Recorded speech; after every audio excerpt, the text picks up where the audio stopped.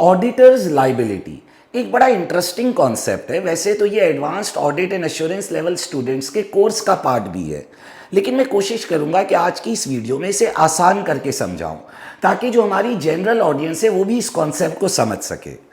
देखिए, auditor financial statements के ऊपर ओपिनियन देता है और उस ओपिनियन पर रिलाई करके बहुत सारे लोग अपने डिसीजंस ले रहे होते हैं। जैसे जो कंपनी के शेयर होल्डर्स हैं उसकी बेसिस पे कंपनी के डिविडेंड्स डिक्लेयर करते हैं, बोर्ड ऑफ डायरेक्टर्स का री इलेक्शन करते हैं। यानी ऑडिटर के ओपिनियन की बेसिस पर बहुत सारे डिसीजंस लिए जाते हैं कंपनी के।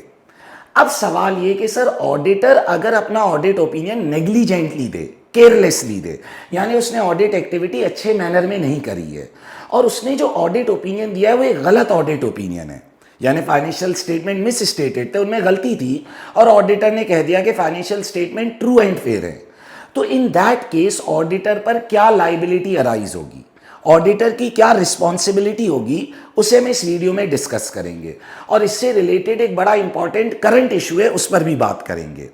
तो जो एडवांस्ड ऑडिट एंड एश्योरेंस के स्टूडेंट्स हैं वो तो इसे स्पेसिफिकली गौर से सुने, क्योंकि उनके कोर्स का हिस्सा है और इस पर बाकायदा एक टेक्निकल आर्टिकल है और मैंने अपने स्टूडेंट्स के लिए वो आर्टिकल लर्निंग मैनेजमेंट सिस्टम पर रिकॉर्ड करके अपलोड भी किया हुआ है। लेकिन जो जनरल ऑडियंस है वो भी जब उसे सुनेगी तो उन्हें भी ये कॉन्सेप्ट काफ़ी हद तक समझ आएगा। देखिए, अगर ऑडिटर फाइनेंशियल स्टेटमेंट्स पर गलत ओपिनियन दे रहा है तो उस पर यकीनी तौर पर उसकी वजह से शेयर होल्डर्स के डिसीजन इंपैक्ट होंगे। हो सकता है ज़्यादा डिविडेंड डिक्लेयर हो जाए, हो सकता है ऐसा बोर्ड ऑफ डायरेक्टर दोबारा इलेक्ट हो जाए जो असल में इतना कॉम्पिटेंट नहीं था, क्योंकि असल में उनकी परफॉर्मेंस की वजह से कंपनी को हुआ है लॉस, लेकिन क्योंकि फाइनेंशियल स्टेटमेंट में प्रॉफिट नजर आ रहा था और ऑडिटर ने कहा है कि financial statement true and fair है, तो हो सकता है कि शेयर होल्डर उसी बोर्ड ऑफ डायरेक्टर को दोबारा इलेक्ट कर ले। तो इसका मतलब हुआ कि रॉन्ग ऑडिट ओपिनियन की वजह से शेयर होल्डर्स के बहुत सारे डिसीजंस क्या हो गए, इंपैक्ट हो गए। तो अब यकीनी तौर पर शेयर होल्डर केस फाइल करेगा, लिटिगेशन फाइल करेगा। सर, अब किसके अगेंस्ट वो केस फाइल करेगा? एक तो ऑडिटर को पकड़ेगा कि भाई तुमने रॉन्ग ऑडिट ओपिनियन क्यों दिया, लेकिन उसके साथ साथ वो बोर्ड ऑफ डायरेक्टर्स को भी पकड़ेगा, क्योंकि फाइनेंशियल स्टेटमेंट तो बोर्ड ऑफ डायरेक्टर ने बनाए थे। अब सवाल ये कि सर, इन दिस केस जो ऑडिटर की लाइबिलिटी है वो किस तरह की होती है? तो देखिए, ऑडिटर पर दो तरह की लाइबिलिटी अराइज होती है। एक होती है जॉइंट लाइबिलिटी और एक होती है सेवरल लाइबिलिटी। जॉइंट लाइबिलिटी और सेवरल लाइबिलिटी का मतलब क्या है, इस कॉन्सेप्ट को गौर से सुनिएगा, क्योंकि यहीं से फिर एक करंट इशू कनेक्ट होगा। अगर शेयर होल्डर चाहे तो वो ऑडिटर और बोर्ड ऑफ डायरेक्टर के ऊपर एक जॉइंट क्लेम कर सकता है। जॉइंट क्लेम का मतलब क्या है कि जो लॉस हुआ है वो ये दोनों डिस्ट्रीब्यूट करके पे करेंगे, लेकिन लॉ शेयर होल्डर को यह भी इजाजत देता है कि वो जॉइंट क्लेम ना करे, बल्कि वो किसी एक पार्टी पर पूरे अमाउंट का क्लेम कर ले और सारा का सारा लॉस उसी से रिकवर कर ले। इसे हम कहते हैं सेवरल लाइबिलिटी। हाँ, ये नहीं हो सकता कि शेयर होल्डर एक से पूरा क्लेम कर ले फिर दूसरे पर केस करके दोबारा उससे पूरा क्लेम कर ले, यानी ओवर कंपनसेशन नहीं हो सकती। लेकिन हाँ, शेयर होल्डर को यह परमिशन जरूर है कि वो जॉइंट क्लेम भी कर सकता है, यानी ऑडिटर और डायरेक्टर दोनों पर एक साथ क्लेम फाइल करे और दोनों से थोड़े थोड़े पैसे करके अपना लॉस रिकवर करे। और सेवरल क्लेम का मतलब क्या हुआ कि वो किसी एक पार्टी पर केस करके उससे भी सारे के सारे पैसे रिकवर कर सकता है। अब प्रैक्टिकली क्या होता है, देखें जरा गौर से। शेयर होल्डर को पता है कि बोर्ड ऑफ डायरेक्टर्स पर अगर मैं केस करूंगा तो शायद मेरे पूरे पैसे रिकवर ना हो। क्यों? क्योंकि वो तो नॉर्मल इंप्लॉइज हैं, इंडिविजुअल्स हैं, वो ठग करके बैंक्रप्सी डिक्लेयर कर देंगे, क्योंकि सारे कंपनीज में लॉसेस के अमाउंट बहुत बड़े होते हैं। अब आप समझो, अगर एप्पल कंपनी के अंदर फाइनेंशियल स्टेटमेंट्स मैनिपुलेट किए जाएं, ऑडिटर रॉन्ग ऑडिट ओपिनियन दे दे, तो उसकी वजह से शेयर होल्डर को जो लॉस होगा वो तो billions and trillions of dollar का होगा। तो इतने पैसे कोई बोर्ड ऑफ डायरेक्टर अपनी जेब से तो दे नहीं सकेगा। तो अब बोर्ड ऑफ डायरेक्टर तो ठग करके बैंक्रप्सी डिक्लेयर कर देगा थोड़े पैसे देने के बाद, और जब आपने बैंक्रप्सी डिक्लेयर कर दी तो खत्म। अब क्या करोगे, उसकी किडनीज लोगे। तो अब तमाम शेयर होल्डर केस फाइल करते हैं ऑडिटर के अगेंस्ट, क्योंकि प्रैक्टिकली ऑडिटर की हुई होती है इंश्योरेंस, कि अगर ऑडिटर ने रॉन्ग ऑडिट ओपिनियन दिया तो जो इंश्योरेंस कंपनी है वो उस क्लेम को सेटल करेगी। अब ये बात शेयर होल्डर्स को पता है कि भाई ऑडिटर को पकड़ो, ये वो इंपॉर्टेंट आदमी है जो हमें हमारा लॉस कंपनसेट करवा के दे सकता है, क्योंकि इसने अपनी जेब से नहीं देना, इसने इंश्योरेंस कंपनी से वो पैसे दिलवाने।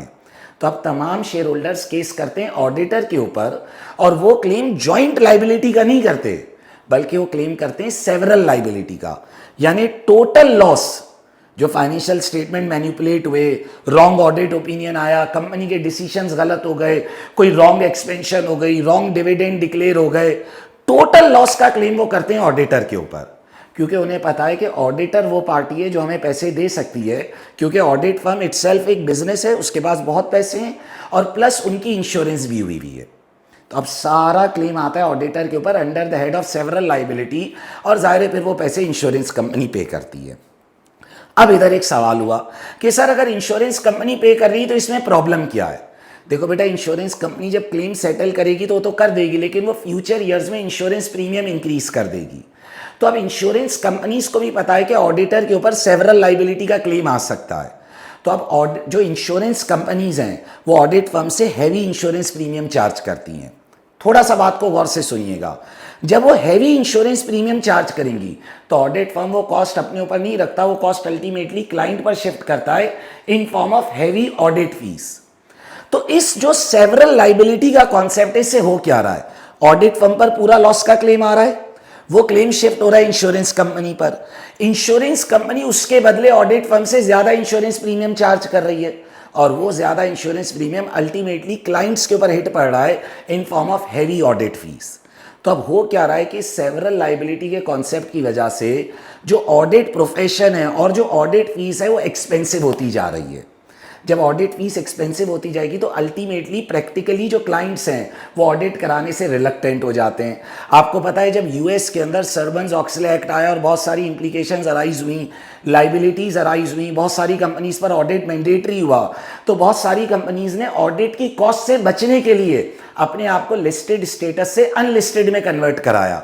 अनलिस्टेड का मतलब वो स्टॉक मार्केट से एग्जिट कर गई कि अगर हम स्टॉक मार्केट में होंगे तो हमारे ऊपर ऑडिट की रिक्वायरमेंट्स रहेंगी और हम पर एक्स्ट्रा गवर्नेंस रिक्वायरमेंट्स लगेंगी। तो अल्टीमेटली ऑडिट प्रोफेशन क्या हो रहा है? एक्सपेंसिव हो रहा है।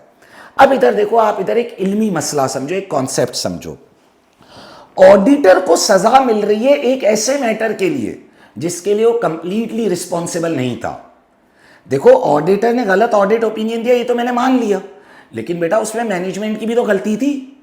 मैनेजमेंट ने भी तो फाइनेंशियल स्टेटमेंट गलत प्रिपेयर किए। लेकिन इंस्टेड ऑफ जॉइंट लाइबिलिटी, क्योंकि साथ में सेवरल लाइबिलिटी का भी कॉन्सेप्ट है, तो ऑडिटर को इंडिविजुअल क्लेम फेस करना पड़ता है।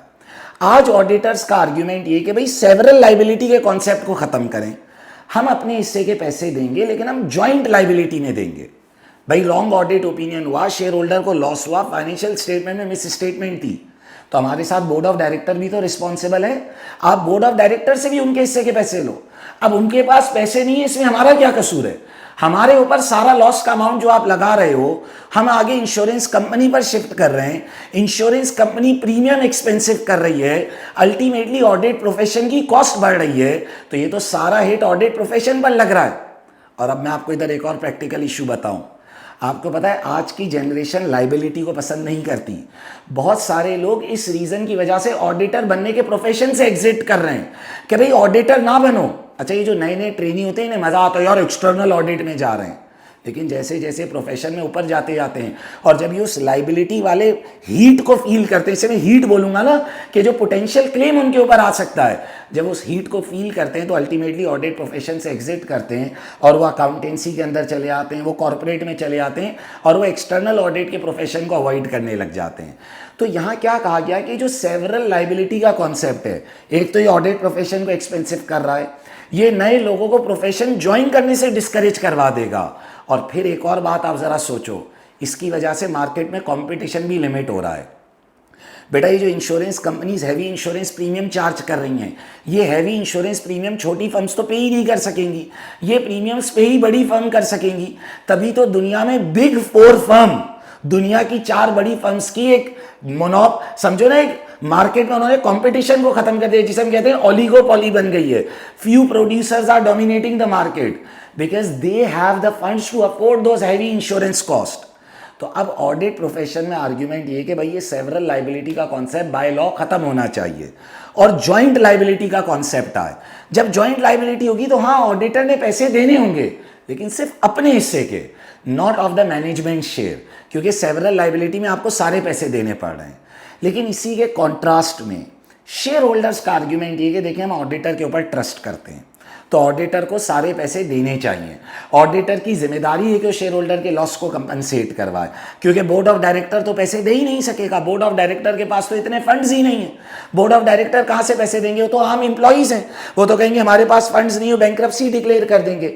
और अल्टीमेटली इसकी वजह से शेयर होल्डर्स को नुकसान हो जाता है। तो शेयर होल्डर्स का इधर से आर्ग्यूमेंट ये कि सेवरल लाइबिलिटी शुड एग्जिस्ट, लेकिन ऑडिटर्स का कहना ये कि सेवरल लाइबिलिटी के कॉन्सेप्ट की वजह से ऑडिट प्रोफेशन एक्सपेंसिव हो रहा है, इंश्योरेंस प्रीमियम्स की कॉस्ट बढ़ रही है, और अल्टीमेटली ऑडिट प्रोफेशन के अंदर जो कंपटीशन है वो लिमिट हो रहा है, और लोग फ्यूचर में एक्सटर्नल ऑडिट के प्रोफेशन को अवॉइड करने लग जाएंगे। तो कंसिडरिंग दिस, ये करंट इशू है जिस पर दुनिया में एक बड़ी हॉट डिबेट चल रही है, एक आर्ग्यूमेंट चल रहा है। अच्छा, कुछ कंट्रीज ने जॉइंट लाइबिलिटी का कॉन्सेप्ट को कुछ हद तक एडॉप्ट किया भी है, लेकिन अभी तक मेजरली दुनिया जॉइंट एंड सेवरल दोनों को अलाउ करती है, जिसमें ऑडिटर के फंसने का चांस ज्यादा होता है। आई होप कि आप लोगों को इस वीडियो ने कुछ कॉन्सेप्ट पर क्लैरिटी दी होगी। जो हमारे एडवांस्ड ऑडिट एंड एश्योरेंस के स्टूडेंट्स हैं उनके पास तो इस पर पूरा एक आर्टिकल है, और वो लर्निंग मैनेजमेंट सिस्टम पर जाएंगे तो उधर टेक्निकल आर्टिकल्स के हेड में ऑडिटर लाइबिलिटी के नाम से पूरा आर्टिकल मैंने रिकॉर्ड किया हुआ है, वो सुनिएगा। और जो हमारी जनरल ऑडियंस है, अगर वो भी चाहे कि वो इस टॉपिक पर मजीद नॉलेज गेन करना चाहती है, तो आप लोग मुझे पर्सनली कॉन्टैक्ट कीजिएगा। मैं इस पूरे आर्टिकल की तकरीबन समझें 45 मिनट्स 1 आवर का ये लेक्चर है पूरा, वो मैं आप लोगों के साथ शेयर करूंगा। तो it's a very interesting concept कि दुनिया का एक करंट इशू चल रहा है। आई होप कि आप लोगों को इस वीडियो ने वैल्यू एडिशन करी होगी, और अगर वैल्यू एडिशन करी है तो do subscribe my channel, because मैं ऐसी मजीद वीडियोस भी अपलोड करता रहूँगा। Thank you everyone.